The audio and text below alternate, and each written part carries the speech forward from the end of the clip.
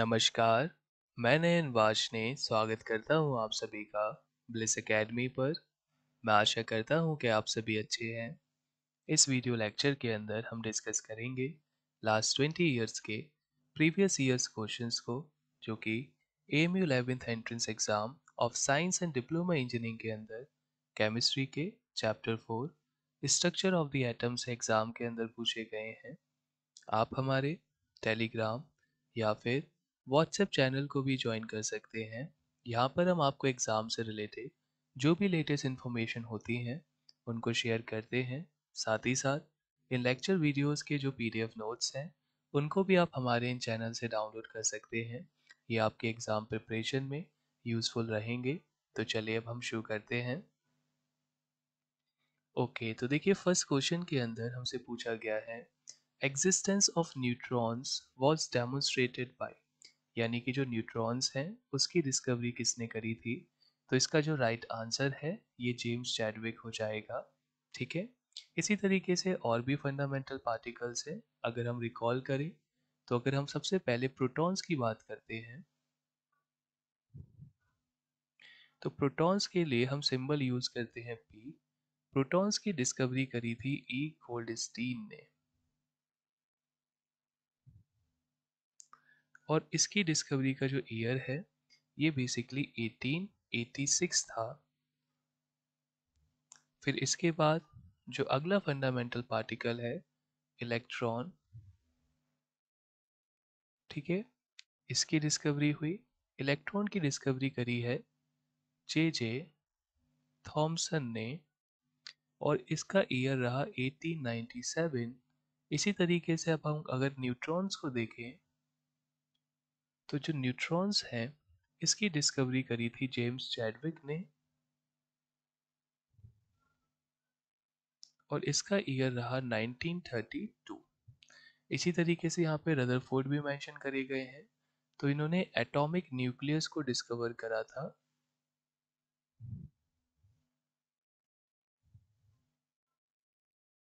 ठीक है, by alpha particle experiment. ठीक है, ये आप याद रखना, इस पे एग्जाम में क्वेश्चन पूछा जा सकता है आने वाले सालों में। ठीक है, अगला क्वेश्चन देखते हैं। अगले क्वेश्चन में कह रहा है the value of charge mass ratio of electron was determined by, यानी कि जो चार्ज मास रेशियो है इलेक्ट्रॉन का ये किस साइंटिस्ट ने बताया था। तो बेसिकली जो जे जे थॉमसन है इन्होंने हमें इसके बारे में बताया, और आगे जाके 1906 में फिर इनको इस चीज़ के लिए नोबेल प्राइज भी दिया गया था। ठीक है, तीनों ही साइंटिस्ट जिन्होंने फंडामेंटल पार्टिकल डिस्कवर करे ये एक दूसरे के असिस्टेंट थे। ठीक है, और तीनों को ही नोबेल प्राइज दिया गया है फंडामेंटल पार्टिकल डिस्कवर करने के लिए। नेक्स्ट क्वेश्चन देखते हैं। नेक्स्ट क्वेश्चन में कह रहा है कि जो साइज है प्रोटॉन का ये अप्रोक्सीमेटली कितना होता है। ठीक है, तो जो प्रोटॉन का साइज है अप्रोक्सीमेटली ये 10⁻⁻15 मीटर होता है। ऐसे बहुत सारे फंडामेंटल फैक्ट्स हैं इलेक्ट्रॉन प्रोटॉन और न्यूट्रॉन के बारे में। तो मैं आपके लिए यहाँ पर एक टेबल बना रहा हूँ, आप इसको नोट डाउन कर लेना। इसमें से किसी भी चीज़ पे कोई क्वेश्चन आपके एग्जाम में आ सकता है। ठीक है,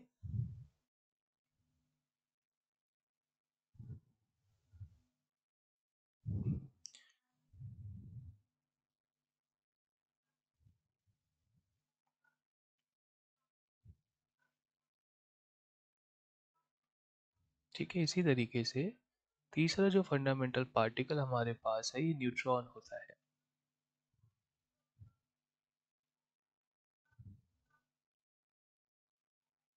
अब इन तीनों ही पार्टिकल्स के बारे में बहुत सारी फंडामेंटल चीज़ें हैं जो कि हम पढ़ सकते हैं। ठीक है, अगर हम सबसे पहले यहाँ पे बात करें साइज की, ठीक है, इसी तरीके से साइज के साथ साथ हम इनका रिलेटिव मास भी पढ़ सकते हैं।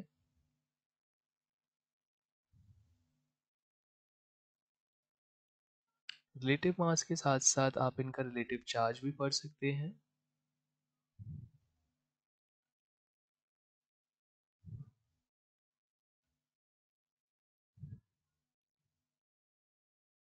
ठीक है, रिलेटिव चार्ज के साथ साथ इनका नॉर्मल चार्ज और जो नॉर्मल मास होता है, ठीक है, इसको भी हम एक बार देख सकते हैं।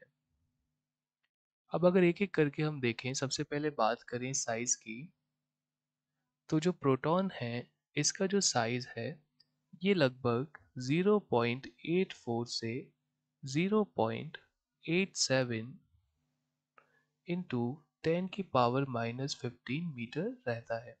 इसी तरीके से जो इलेक्ट्रॉन है इसका साइज लगभग 2.8 इंटू 10 की पावर -15 मीटर होता है, और जो न्यूट्रॉन है इसका साइज लगभग 0.8 इंटू 10 की पावर -15 मीटर रहता है। अब अगर रिलेटिव मास की बात करें तो इसका जो रिलेटिव मास है लगभग 1 U होता है। इलेक्ट्रॉन का रिलेटिव मास 1/1835 U होता है, जो कि लगभग बराबर बैठेगा 5.45 इंटू 10 की पावर -4 U के। इसी तरीके से न्यूट्रॉन का भी फिर रिलेटिव मास 1 U होता है। अगर रिलेटिव चार्ज की बात करें तो प्रोटॉन के पास हम +1 मानते हैं, इलेक्ट्रॉन -1, न्यूट्रॉन 0 होता है। अगर चार्ज को देखें तो प्रोटॉन पे चार्ज प्लस का 1.6 10 की पावर -19 कूलाम होता है। इलेक्ट्रॉन पे ही इतना नेगेटिव इक्विवेलेंट चार्ज होता है। और जो न्यूट्रॉन है ये बेसिकली आपके न्यूट्रल होते हैं। मास हम बात करें तो प्रोटॉन का मास 1.67 इंटू 10 की पावर -27 kg है, और अगर इलेक्ट्रॉन की हम बात करें तो ये 9.11 10 की पावर -31 kg होता है। और इसी तरीके से न्यूट्रॉन को अगर देखें तो ये 1.67 इंटू 10 की पावर -27 kg होता है। तो ये तीनों जो फंडामेंटल पार्टिकल थे इनके बारे में कुछ बेसिक फैक्ट्स हैं। ठीक है, आने वाले टाइम में हो सकता है कि इसमें से किसी पे आप पे कोई क्वेश्चन यहाँ पे पूछ ले। ठीक है, तो इसको आप अच्छे से एक बार याद कर लेना टेबल को। ठीक है, इम्पॉर्टेंट है। नेक्स्ट क्वेश्चन देख लेते हैं हम। नेक्स्ट क्वेश्चन में कह रहा है कि जो नंबर ऑफ इलेक्ट्रॉन्स होंगे एम शेल ऑफ पोटेशियम, ये बेसिकली कितने होंगे। अगर हम पोटेशियम की बात करें तो जो पोटेशियम का एटॉमिक नंबर है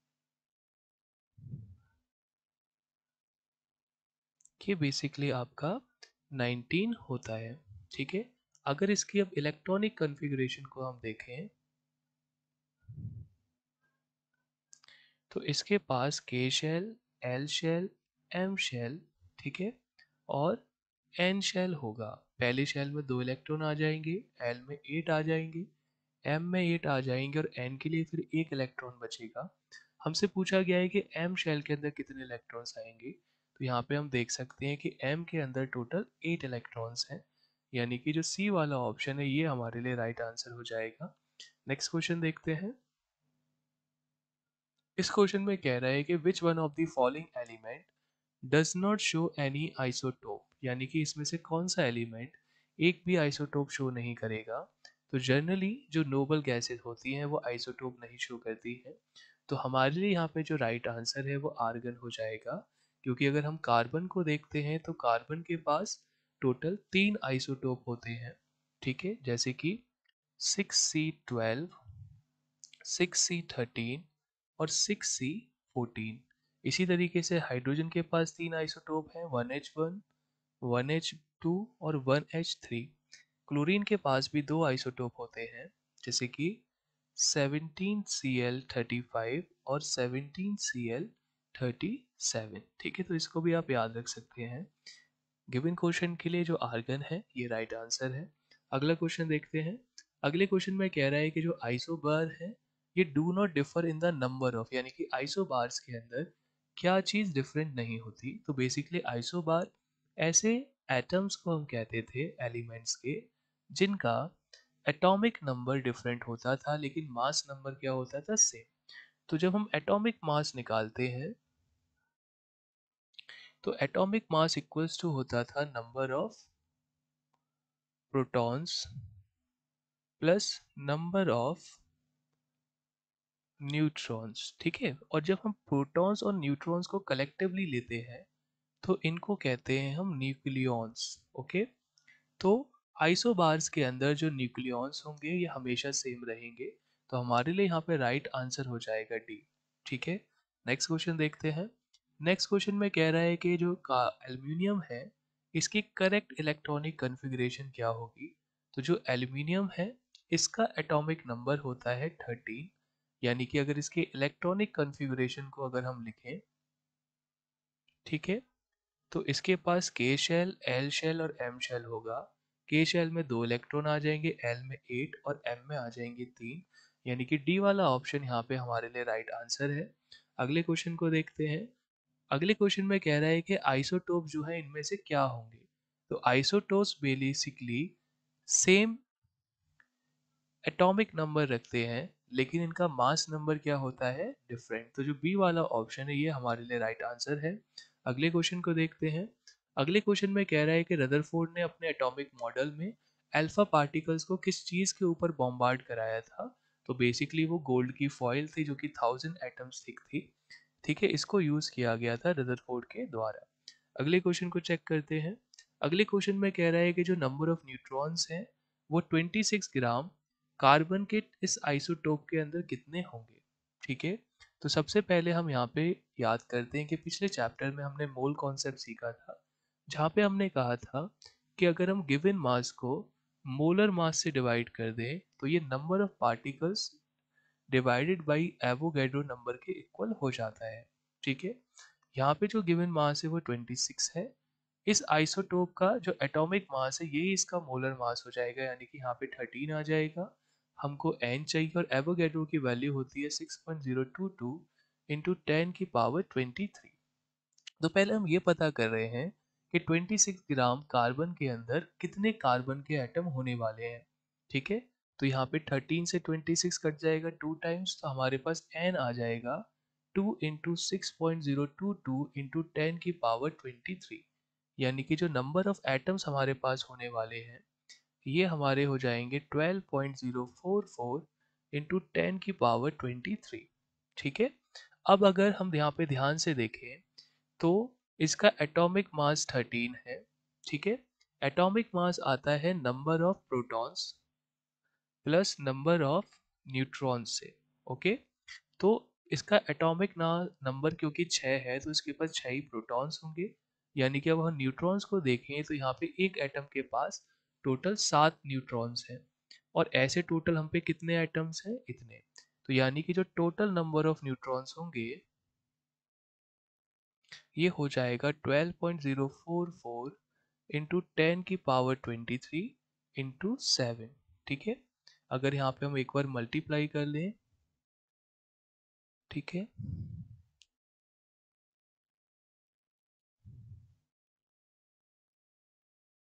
तो ये हमारे पास हो गया 84.352 10 की पावर 52। ठीक है, इंटू 10 की पावर 23, अगर इसको स्टैंडर्डाइज कर दें तो हो जाएगा 8.4352 10 की पावर 24, यानी कि अप्रोक्सीमेट करके जो सी वाला ऑप्शन है यहाँ पे आ जाएगा। तो ये इसके लिए क्या है, राइट आंसर है। अगले क्वेश्चन को देखते हैं। ओके, तो देखिए इस क्वेश्चन में कह रहा है एक एलिमेंट है जिसके दो आइसोटोप हैं X35 और X37 जो कि 3:1 के रेशियो में नेचर में पाए जाते हैं। तो इनका एवरेज मास बताइए क्या होगा। ठीक है, तो काफ़ी सिंपल सा क्वेश्चन है। जब कभी भी हमसे एवरेज मास निकालने को कहता है तो बेसिकली हम उनको जितना परसेंटेज उसने ओवरऑल उसमें पार्टिसिपेट किया है उसके हिसाब से ऐड ऑन कर देते हैं। तो इसी तरीके से यहाँ पे भी जो इसका एवरेज एटॉमिक मास होगा, हम देख सकते हैं कि पहले वाले आइसोटोप का जो रेशियो है वो 3:4 हो जाएगा, और इसका जो इंडिविजुअल एटॉमिक मास था वो 35 था। सेकेंड आइसोटोप ने केवल 1 पार्ट कंट्रीब्यूट किया है। ठीक है, और इसका जो इंडिविजुअल एटॉमिक मास था वो 37 था। ओके, इनको जब हम सॉल्व करेंगे तो यहाँ पे हमारे पास फाइनल आंसर आ जाएगा 35.5 यू। ठीक है, तो जो सी वाला ऑप्शन है ये हमारे लिए राइट आंसर है। अगले क्वेश्चन को देखते हैं। अगला क्वेश्चन भी सेम ही है, अब की बार यहाँ पे फ्रैक्शन में ना देके परसेंटेज में दे दिया है, तो होगा उसी तरीके से तो यहाँ पे पहला वाला आइसोटोप 16.17% नेचर में मौजूद है और इसका जो आ, खुद का एटॉमिक मास है वो 63 है, प्लस जो दूसरा वाला आइसोटोप है इसकी कंट्रीब्यूशन 30.83 है और इसका एटॉमिक मास है 65।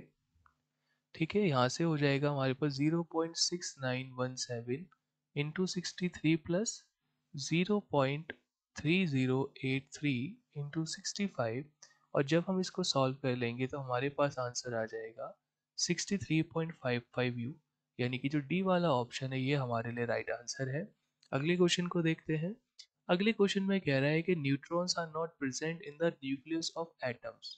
तो बेसिकली जो हाइड्रोजन है इसका जो पहला आइसोटोप होता है 1H1, इसके पास न्यूट्रॉन्स नहीं होते हैं।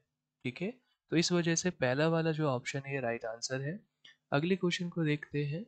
अगले क्वेश्चन में कह रहा है कि अगर हाइड्रोजन के 3 आइसोटोप्स होते हैं और क्लोरीन के 2 आइसोटोप्स होते हैं और अगर यहाँ पे ये आपस में रिएक्ट करके HCl का मॉलिक्यूल फॉर्म कर रहे हैं, तो आप बताइए किस कॉम्बिनेशन के अंदर जो HCl का मॉलिक्यूल बनेगा उसके पास 18 प्रोटॉन, 19 न्यूट्रॉन और 18 इलेक्ट्रॉन होंगे। ठीक है, तो एक बार हम क्या करते हैं, यहाँ पे लिख लेते हैं किसके पास कितने प्रोटॉन, कितने न्यूट्रॉन और कितने इलेक्ट्रॉन हैं। ठीक है, तो यहाँ पे 3 आइसोटोप हाइड्रोजन के हैं और 2 आइसोटोप हमारे पास क्लोरीन के हैं। ठीक है, इसी ऑर्डर में लिख लेते हैं, प्रोटॉन, न्यूट्रॉन और इलेक्ट्रॉन। ठीक है, तो क्योंकि एटॉमिक नंबर 1 है और ये स्टेबल एटम्स हैं यानी कि आइंस नहीं है, तो जितना एटॉमिक नंबर होगा उतने ही प्रोटॉन और इलेक्ट्रॉन इनके पास होंगे। तो इसके पास एक प्रोटॉन, एक इलेक्ट्रॉन और 0 न्यूट्रॉन होंगे। इसके पास एक प्रोटॉन, एक इलेक्ट्रॉन, एक न्यूट्रॉन होगा। इसके पास एक प्रोटॉन, 2 न्यूट्रॉन और एक इलेक्ट्रॉन हो जाएगा। इसी तरीके से 17 प्रोटॉन इन दोनों के पास होंगे, 17 ही इलेक्ट्रॉन होंगे।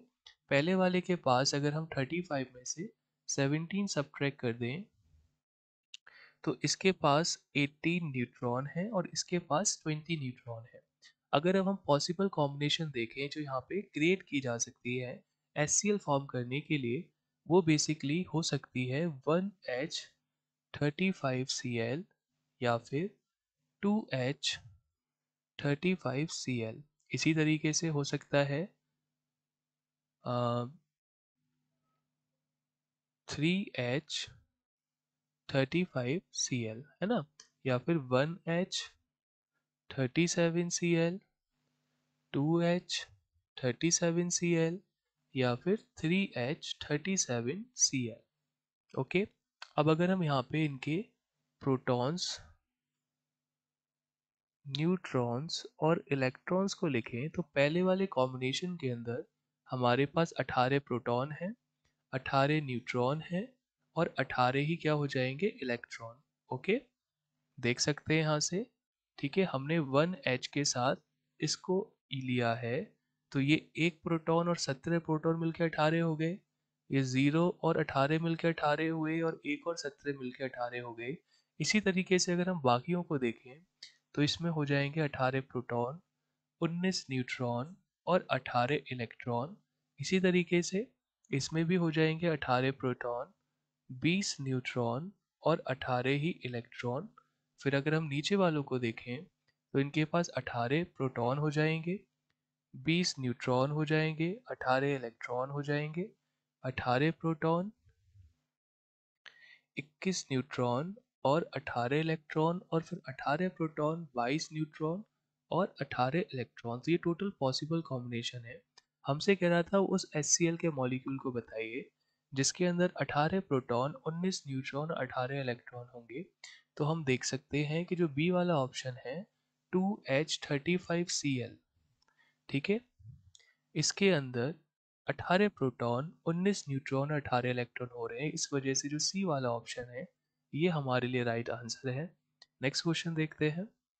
नेक्स्ट क्वेश्चन में कह रहा है कि इलेक्ट्रॉनिक कॉन्फ़िगरेशन बताइए इस एलिमेंट की। तो यहाँ पे देख सकते हैं कि इसका एटॉमिक नंबर 40 है ठीक है। तो इसके पास K शेल हो जाएगा, L हो जाएगा, M हो जाएगा, N हो जाएगा और O हो जाएगा। सबसे पहले हम इस शेल में 2 रख देते हैं, L में 8 रख देते हैं और M में अभी हम 8 रखते हैं। अगर M यहाँ पे आउटर मोस्ट होता तो इसके बाद अपने आगे वाले में क्या करता, पहले 8 फिल करता। लेकिन हमने पढ़ रखा है कि M की कैपेसिटी होती है 18 इलेक्ट्रॉन्स की, यानी कि ये क्या कर सकता है, अभी 10 इलेक्ट्रॉन और ले सकता है। तो जो आगे वाले इलेक्ट्रॉन्स हैं वो O में ना जाके पहले किसको फिल करेंगे, M को, है ना। तो यहाँ पे क्या आ जाएंगे, 10 इलेक्ट्रॉन और आ जाएंगे। इस तरीके से अब तक जो हमने इलेक्ट्रॉन्स फिल कर दिए, यहाँ पे टोटल 38 इलेक्ट्रॉन्स हम फिल कर चुके हैं। ठीक है। अब हमारे पास 40 करने के लिए 2 इलेक्ट्रॉन्स और बच रहे हैं। तो बेसिकली जो पीछे वाला शेल है इसके 8 हो गए हैं। अब ये अपने आगे वाले को फिल करने की कोशिश कर सकता है। तो जो बाकी के 2 इलेक्ट्रॉन्स बचे हैं वो ओ शेल के अंदर चले जाएंगे। इस तरीके से हमारे पे जो कॉन्फ़िगरेशन होगी वो हो जाएगी 2 8 18 8 और 2। ठीक है। यानी कि जो डी वाला ऑप्शन है ये हमारे लिए यहाँ पे, सॉरी, अच्छा, 4 इलेक्ट्रॉन्स हमारे पास बचे थे। हमने टोटल 36 फिल करे हैं। ठीक है। तो इसके पास कितने इलेक्ट्रॉन्स और आ जाएंगे, 4। इस तरीके से कॉन्फ़िगरेशन हो जाएगी 2 8 18 8 और 4। ठीक है। यानी कि जो डी वाला ऑप्शन है ये हमारे लिए राइट आंसर है। अगले क्वेश्चन में कह रहा है कि जो कैंसर का ट्रीटमेंट है ये किस आइसोटोप से करा जाता है। तो जो कोबाल्ट है इसके आइसोटोप को हम यूज़ करते हैं ट्रीटमेंट ऑफ कैंसर में। ठीक है। नेक्स्ट क्वेश्चन देखते हैं। नेक्स्ट क्वेश्चन में कह रहा है कि जो मास है एक एटम का ये इक्वल होता है। तो बेसिकली 1/12 होता है कार्बन 12 एटम के मास के। ओके, तो देखिए इतने ही क्वेश्चंस पिछले कुछ सालों के अंदर एग्जाम के अंदर इस चैप्टर से पूछे गए थे। तो हमने यहाँ पे देखा कि जो मेनली क्वेश्चंस हैं ये ज़्यादातर या तो एवरेज एटॉमिक मास पे पूछे गए थे या फिर इलेक्ट्रॉनिक कॉन्फ़िगरेशन लिखने को कहा गया था। साथ ही साथ यहाँ पे हमने आपको कुछ बेसिक फैक्ट्स बताए फंडामेंटल पार्टिकल्स के बारे में, तो उनको आप याद रखना। अगर आपको किसी भी क्वेश्चन में भी कोई डाउट है तो आप उसको कमेंट बॉक्स के अंदर हमारे साथ शेयर कर सकते हैं। उन सभी को आंसर करने की हम पूरी कोशिश करेंगे। तो चलिए फिर मिलेंगे एक नए लेक्चर वीडियो के अंदर, तब तक के लिए गुड बाय।